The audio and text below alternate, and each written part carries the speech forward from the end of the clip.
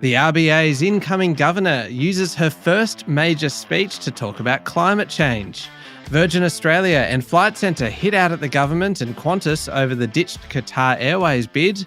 And Star Entertainment reveals a big loss after a troubled 2023. Welcome to Fear and Greed Business News, Australia's best business podcast. It is Wednesday, the 30th of August, 2023. I'm Michael Thompson and Sean Aylmer is away again for a little while. So with me instead, once again, is Jennifer Duke. Jen, good morning.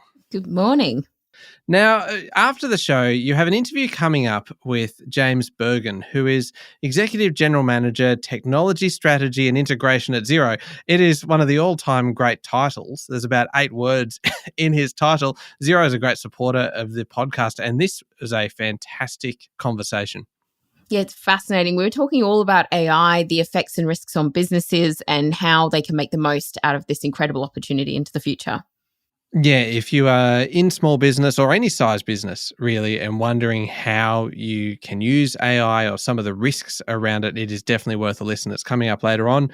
Jen, the main story this morning, though, Reserve Bank Deputy Governor Michelle Bullock, who is soon to take on the top job at the central bank, gave a major speech in Canberra last night, and she was focused on central banks and climate change.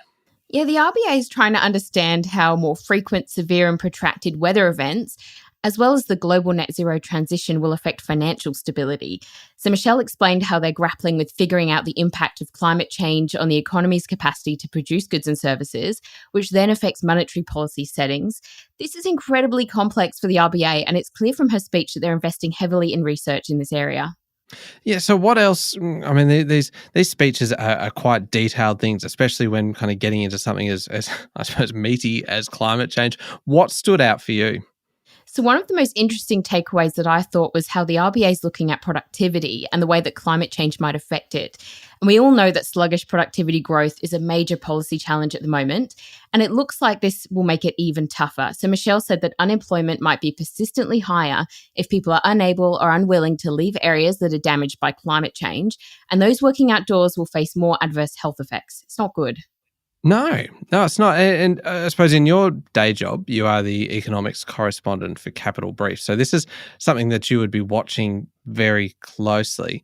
What do you think this speech last night was telling us about kind of how significant this issue is going to be for the Reserve Bank? Surely it's fairly significant that this was kind of a major speech delivered by the incoming governor. Yeah, definitely. The RBA has been flagging the risks of climate change and the implications on the economy and financial stability for a while. The central bank is part of the Council of Financial Regulators Working Group on Climate Change. And one interesting point to note is that we currently have a flexible inflation target, and this means the RBA aims to keep inflation within a target range, but over time. And the recent RBA review didn't recommend changing that flexible target. But interestingly enough, Michelle said that the debate will continue about this flexible target due to climate change. And research from the IMF a few months ago actually suggested that climate shocks may make this monetary policy paradigm far less effective. I think that's a pretty significant signal from her. So what's the alternative, making it a fixed target? Well, that's a possibility, or they can target different things. So there's quite a few different options in there. Okay, so a pretty big event last night then for economists.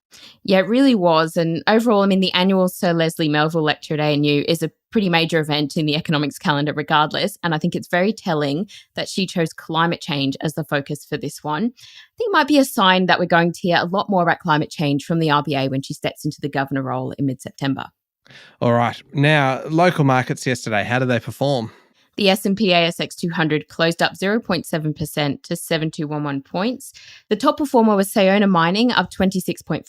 Sayona is recovering a little after a sharp fall earlier in the week following the surprise resignation of CEO Brett Lynch.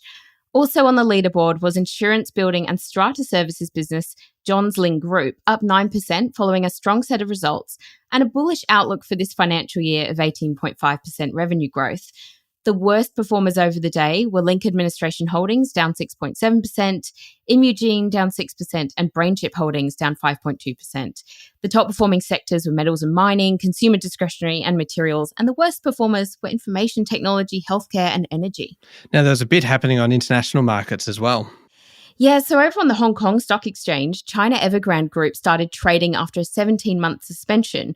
Now, within the first day, it plummeted about 80%. Evergrande is one of China and the world's biggest home builders and recently filed for bankruptcy protection in the US.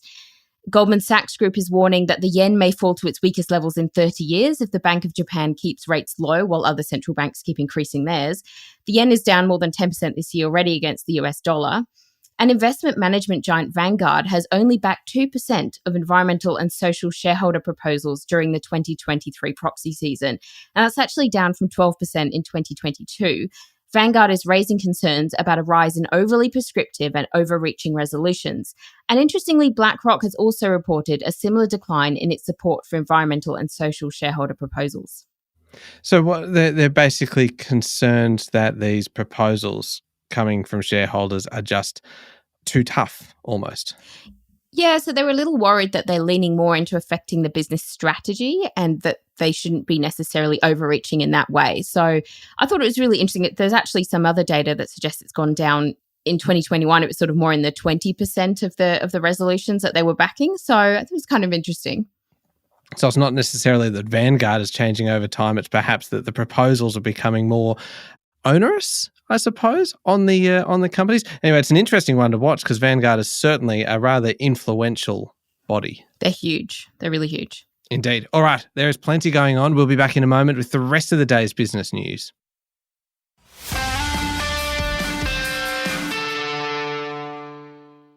Jen, Virgin CEO Jane Herdlicker reckons overseas airfares would have been 30 to 40% cheaper if Qatar Airways was allowed to schedule more flights in Australia. That is quite significant.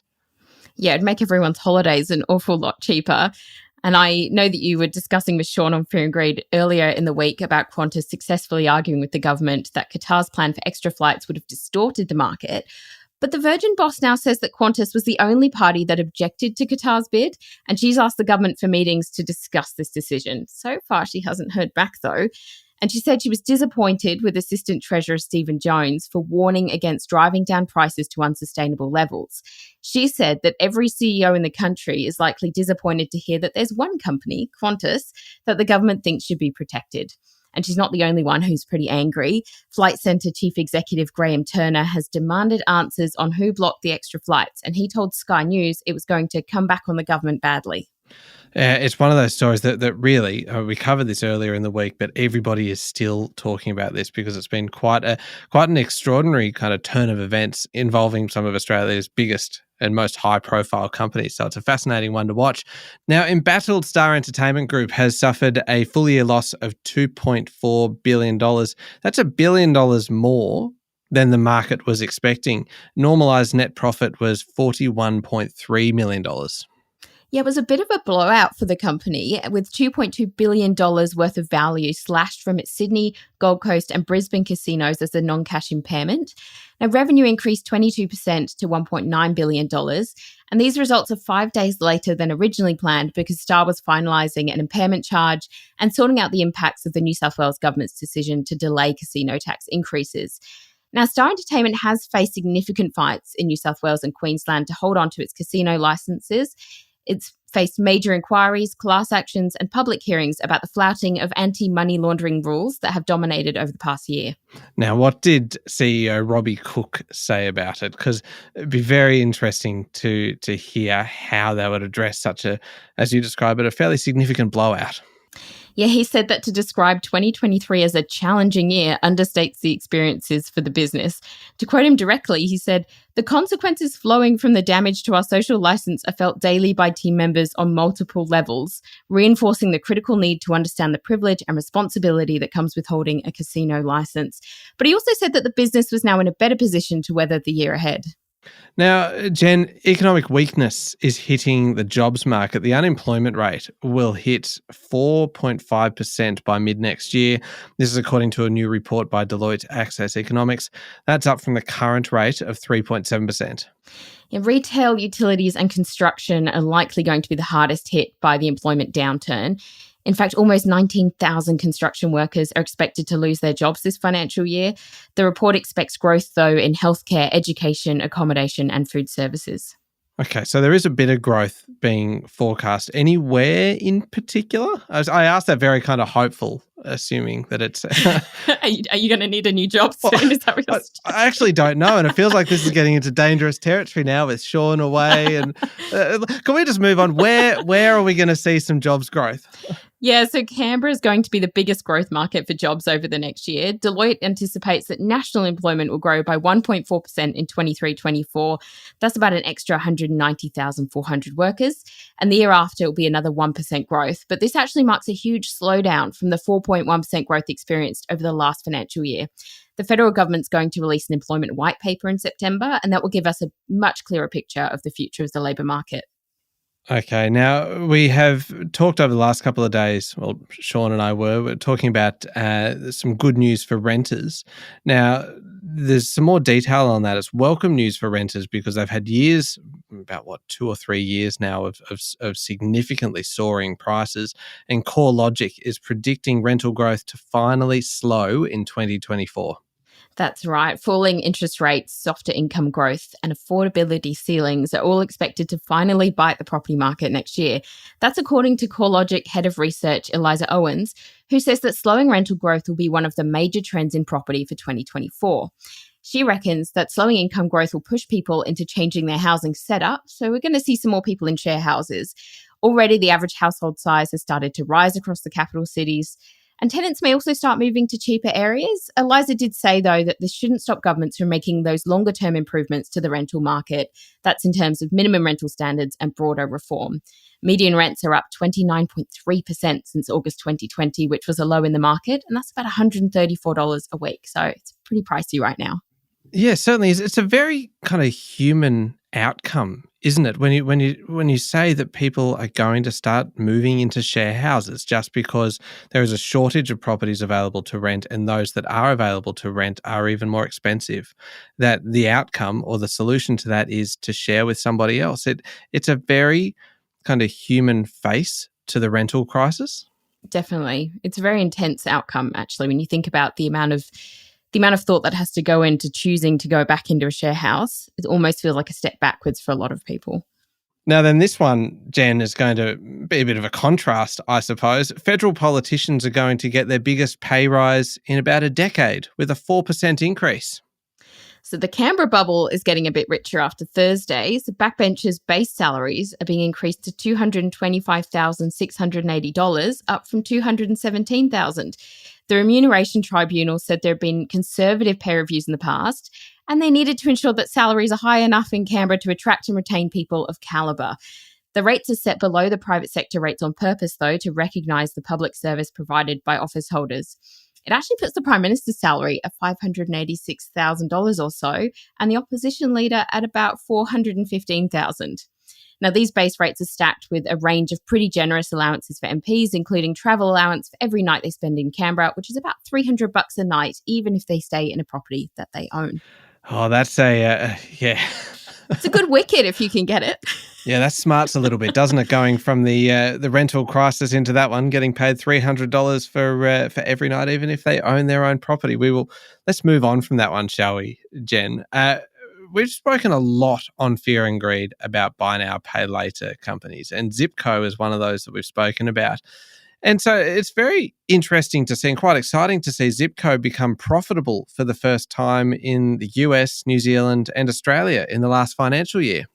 Yeah, the business had been through a pretty big restructure, and in June it became cash flow positive. So it's still running at a $413 million statutory net loss, but this is down from $1.1 billion, and it pleased shareholders. The US and Australian arms are now growing sustainably, that's according to the business itself, and it's cut back its plans to focus heavily on these two markets.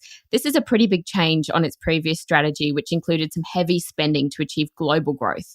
Its active customer base has actually declined to 6.2 million, down from 6.4 million last year, and that's part of a shift away from riskier customers. Now, I don't know what to make of this next one, Jen, and I would love to hear your take on it. Barnaby Joyce has backed New Zealand becoming Australia's 7th state, saying that it would fit into the federation well.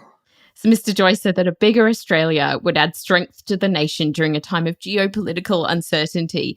He said it'd make more sense in terms of defence and monetary policy. And don't forget that Joyce was forced to quit as Deputy Prime Minister in 2017 for being a dual New Zealand citizen. I really just don't know what to make of it, because he was smiling as he said this. And so you kind of get the impression of maybe he's saying it just to ruffle a few feathers. Where has it actually come from, this idea? Yeah, so outgoing New Zealand Labor MP Jamie Strange earlier this month said that New Zealand should reconsider becoming part of Australia. Combining the two countries was originally proposed ahead of Australia's federation, and it's still allowed for in the Constitution. And Strange said that there would be benefits in terms of economies of scale in the private and the public sector. It feels a little bit like a hostile takeover, though, doesn't it? It does feel like if anything was to happen, it would not necessarily be a merger of equals. I feel like it's a meeting of the minds, a handshake deal to improve our economies of scale. That is one way to look at it. It does just feel like it could be one of those things put out there just to get a little bit of a reaction and get people talking. But hey, it's got us talking, so it's worked. Now, this next one, Jen, workers have given notice to strike at Chevron's Gorgon and Wheatstone LNG projects in WA. This is an action that could disrupt global energy markets. So the Offshore Alliance Union has told Chevron that about 500 workers will undertake protected action from Thursday next week, and that'll include escalating work stoppages of up to 11 hours a day. Now, these particular facilities supply about 7% of global LNG and are the biggest suppliers to the WA domestic market, and their customers include major mining operations. Now, this isn't entirely unexpected, is it? Because we've just gone through it with another company. Yeah, that's right. So Woodside, which is the biggest production plant in Australia, narrowly avoided its own strikes after coming to an agreement with the unions. Past strikes have seen action last for months until deals are made between companies and workers. And the global gas market has been volatile for weeks due to concerns about the impacts of these particular strikes. All right. Turning to international news. Now, how about this story? Women, and in particular mothers, are returning to the workforce in record numbers in major economies around the world. Yes, new data from the Financial Times shows that 3/4 of mums participated in the workforce in July in the US. Now, the return to work rate is higher than before the worst of the COVID lockdowns. Interestingly, if you look at data sets in other countries too, there's a similar trend. So I looked up the UK and New Zealand data, and also in Australia, where female full-time employment has reached 3.83 million, and that's the highest number in history. That is really high. What is kind of driving this trend? So some of it's likely due to the rise of flexible work because of COVID, so remote working, and the recognition after lockdowns of the difficulties facing parents who are also working. The labour market's also really tight in many countries, especially Australia, with significant skill shortages, and that means there are more opportunities for people to get into work. But some economists also think that women are being pushed back into work due to the cost of living crisis, which isn't necessarily all a positive thing. No, it certainly isn't. All right, now Donald Trump will face a criminal trial on election interference charges in March. Now, these are the charges about his alleged interference in the election ahead of the January 6th attack on the US Capitol. So Trump tried to appeal the Washington trial date until after next year's presidential election, but his efforts were denied by a US district judge, and his trial is set to start on March 4. And this is really difficult timing because it's only one day ahead of Super Tuesday, which is when Republicans vote on their party's nominee for president. Trump has issued a statement saying the decision deprives him of his constitutional right to a fair trial. I saw some remarks from the judge saying that the timing of the trials are not dictated by kind of personal or professional commitments, and also that you can't actually appeal before the trial has started. It's good to know that we're all treated equally under the eyes of the law in most places. Yeah, indeed. And look, one last one also from the US presidential campaign trail. Vivek Ramaswamy has fallen in a bit of hot water, really, with none other than rapper Eminem. So Slim Shady has finally stood up and told him to stop using his songs as part of his campaign. Did you enjoy that pun? I thought you'd enjoy that. I don't think I did, but I'm going to allow it. There's a groan of pain in there. So apparently Marshall Mathers wrote to music licensor BMI to stop him from using his songs after the Republican hopeful performed his hit track Lose Yourself earlier this month. I think we can all thank Eminem for that. This always happens, doesn't it, during election campaigns, that there will be someone who uses a song and the artist doesn't agree with it because it gets very political, and it's happened in Australia in the past. I did read in the New York Times that Vivek is a huge fan of Eminem, so it makes it even funnier, I think. It does. It is a good story to finish on. Now, up next is the Fear and Greed Daily interview. You are speaking today with James Bergen from Xero. Yeah, it was a really great chat. I think every business needs to listen to it. It's all about how AI can be risky, but also provide really big opportunities for your business. Yeah, it's coming up next in the Fear and Greed playlist on your podcast platform or at fearandgreed.com.au. And of course, Xero is a supporter of Fear and Greed. Also, today's Wednesday, which means there is a new episode of How Do They Afford That out, which is our sister podcast featuring financial planner Canna Campbell. We've got a special guest on today, Jen, and I reckon you'll actually enjoy this. I reckon everyone will enjoy this episode because it's all about frequent flyer points, and it is about how to use those points to actually get kind of free flights or to get kind of business class seats, and how to get upgrades and things using your frequent flyers. And so it's really it's probably one of my favorite episodes that we've done, because it's just that question that you always see of when you're trying to book a flight and you see the classic rewards points and all of those kind of things. You never know kind of when you're supposed to buy those tickets and how many points you're supposed to need and how to accumulate enough of them and how to use that to get an upgrade. We answer all of those questions today. So it is worth a listen to How Do They Afford That. I'll put a link in today's show notes, or you can find it wherever you are listening to podcasts. That was quite the monologue. Thank you, Jen. Thank you so much, Michael. It's Wednesday, the 30th of August, 2023. Make sure you're following the podcast, and please join us online as well on LinkedIn and Instagram, X and Facebook. I'm Michael Thompson, and that was the Fear and Greed Business News. Have a great day.